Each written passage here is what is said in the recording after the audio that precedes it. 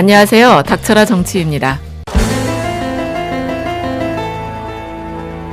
어제 13일 국회 본회의에서 검경 수사권 조정과 유치원 3법 등 패스트트랙에 올랐던 법안들이 모두 통과가 되면서 총선을 앞두고 길고 길었던 국회에서의 일이 모두 끝나게 됐어요. 특히 검경 수사권 조정 법안은 미리 통과되었던 공수처 법안과 함께 사법개혁을 꿈꾸는 사람들의 오랜 수건이었죠. 그래서 청와대에서도 오랜 기다림 끝에 비로소 검찰개혁의 제도화가 완성이 됐다며 환영의 뜻을 밝히기도 했는데, 문재인 대통령은 오랜 세월 동안 사법제도 개혁을 위해서 애써 오셨으니까 그만큼 소회도 남다르실 것 같다는 생각이 드네요. 앞으론 이번에 통과된 제도를 점차적으로 가다듬고 잘 정착시켜 가는 일이 남은 것 같은데, 그런데 지금요, 정작 사법개혁을 열렬히 외쳐야 할 것 같은 나라는 바로 일본 아니겠습니까? 일본은 우리나라보다 더 심하면 심했지 결코 덜한 건 아니죠. 그래서 이번 방송엔 요즘 세상을 떠들썩하게 만들고 있는 닛산의 전 회장의 문제로 드러난 일본의 사법 체계에 대해서 소개해 드리려고 합니다. 일본의 후진 뉴스 네트워크에서요, 지난 11일에서 12일 사이에 유권자들을 상대로 전화 여론조사를 실시한 결과를 발표했어요. 그런데 결과가 아주 재밌습니다. 전체 응답자의 97.0%가 카를로스 곤 전 닛산 자동차 회장이 일본 사법제도를 비판한 것과 관련해 그걸 납득할 수가 없다고 답했다는 겁니다. 그러니까 카를로스 곤 전 닛산 회장의 주장에 수긍한다는 답변이 고작 4%에 불과하다는 거예요. 곤 회장이 일본을 탈출하면서 덩달아 일본이라는 나라는 사법체계와 관련된 얘기가 도마 위에 오르고 있어요. 그럼 일본의 사법제도가 어떤지 한번 살펴보면요. 일본은 용의자에 대한 구속수사를 기본으로 하는데, 피의자의 방어권을 보장해주기 위해서 우리나라처럼 불구속 수사를 원칙으로 하지 않는다는 겁니다. 그러니까 검찰은 기소하기 이전에 용의자를 48시간 동안 구금할 수가 있는데 변호사 입회도 불가능하다는 겁니다. 그러니까 곤 회장 입에서 일본의 사법체계는 북한 수준이라고 말할 만도 하겠죠. 심지어 일본에서는 구속기간을 연장하기 위해서 새로운 혐의를 추가하는 별건 수사도 관행적으로 이루어진다는 겁니다. 하지만 우리나라는 원칙적으로 별건 수사 금지 원칙을 세워놓지 않았습니까? 물론 이번 검찰발 조국 사태를 겪으며 그런 원칙은 다 소용이 없구나 하는 생각이 들긴 했지만 말이죠. 그리고 또 일본에서는 구속기간 중에 피의자에 대한 압박 신문이 성행해 피의자 자백률이 85%나 된다고 하네요. 그러니까 일본 검찰의 1심 유죄율이 얼마냐면 무려 99%. 이거 믿어지십니까? 일본 검찰한테 불려가면요, 99%가 유죄 판결을 받게 된다는 것인데, 압박 신문도 가능하니까 피의자 자백률은 85%, 유죄율은 88%.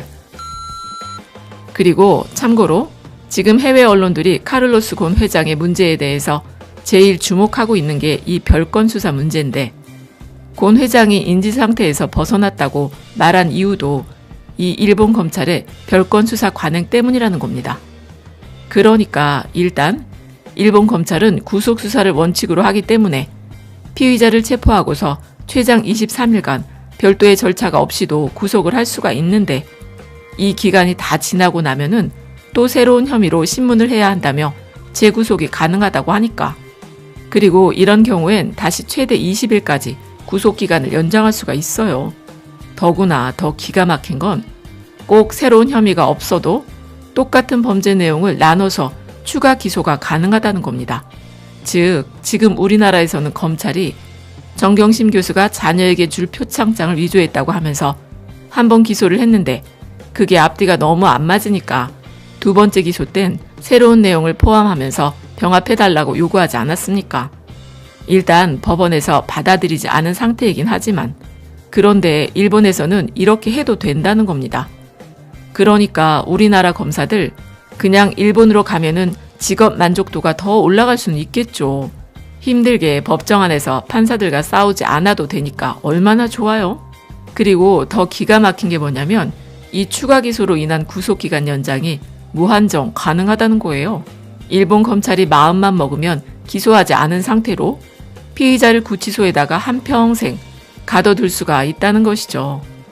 그래서 지금 카를로스 곤 회장은 2011년부터 5년간 소득 50억엔을 축소 신고한 혐의로 지난 2018년 11월에 체포된 후부터 여러 혐의가 더 추가가 되면서 총 53일간 구금이 됐다가 정식 기소가 된 건데, 그런데 이거는 긴 것도 아닌 게 과거에 올림푸스 분식회계 사건이 있을 땐 주범으로 지목된 사람이 재판이 열리기 전 무려 966일간 구치소에 수감이 됐었다고 하니까 이건 뭐 법은 있지만 있으나마나한 무법 상태인 것과 마찬가지라는 거 아니겠습니까?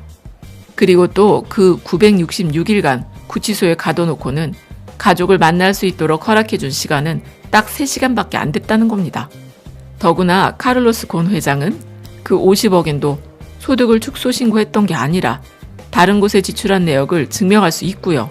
그 사실은 이미 다 일본 언론을 통해서 밝혀진 내용들이라고 하니까 일본 누리꾼들은 일본 검찰이 카를로스 곤 회장을 2018년 이후로 지금까지 옴짝달싹 못하게 구금해 놓은 이유가 사실은 다른 데 있는 거 아닌가 의심을 하고 있는 겁니다. 심지어 작년에 곤 회장이 일본 사법당국에 의해서 구금될 초기부터요.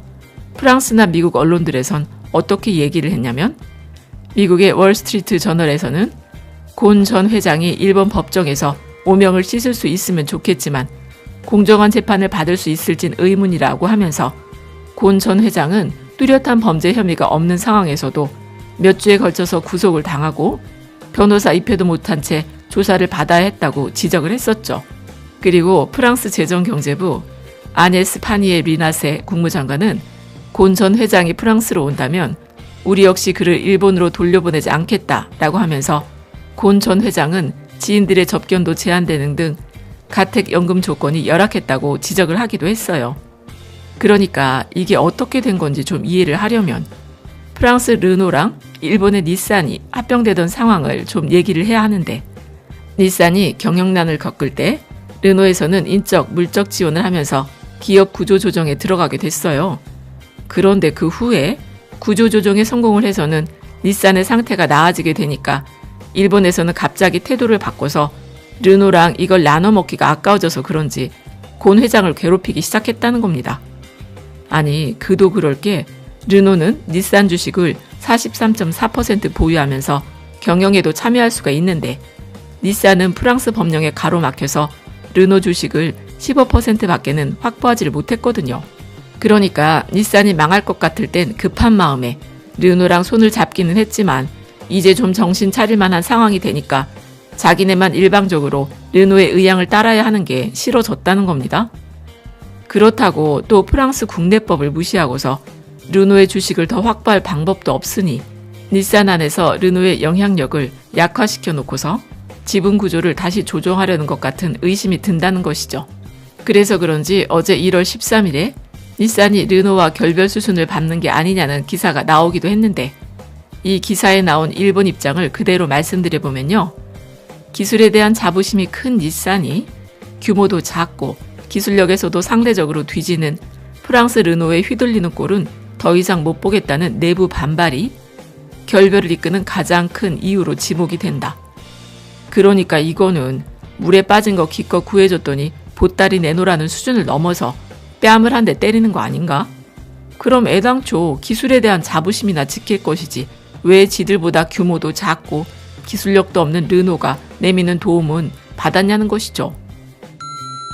어쨌든 이렇게 후진적인 사법체계를 가지고 있으면서도 유권자의 91%가 일본 사법제도의 현실을 비판하고 있는 곤 회장을 향해서 이해할 수 없다고 대답을 하는 건 그게 바로 더 놀라운 현실 아니겠습니까? 그냥 외국인들이 자기네 나라를 욕하는 건 못 들어주겠다. 뭐 이런 민족주의적 발상인가요? 하긴 같은 기사에서는 또 일본 정부가 해상 자위대를 중동에 파견하는 의견을 물으니까 찬성이 49%였다고 하니까 정말 일본이라는 나라는 답이 없구나 라는 생각밖에 안 드네. 플라톤이 그런 말을 했었죠. 정치에 무관심한 데 대한 최대의 벌은 자기보다 못한 사람들의 지배를 받아야 하는 거라고. 또 노무현 대통령께서도 민주화 최후의 보루는 깨어있는 시민들의 조직된 힘이라고도 하셨죠. 그러니까 일본이란 나라는 민주주의를 거저 얻은 것 아닙니까? 김대중 대통령의 말처럼 피 흘려 민주주의를 얻어낸 게 아니라 메가더 때문에 하루아침에 민주주의가 하늘에서 뚝 떨어지게 됐으니 일본에서는 민주주의가 뭔지 제대로 깨닫지를 못한다는 것이죠. 그러니까 민주주의가 뭔지 어떻게 지켜야 하는지 생각하고 자시고 할 시간도 없었다는 겁니다. 그럼 끝까지 들어주셔서 감사드리고 좋은 의견 댓글로 많이 남겨주세요. 감사합니다.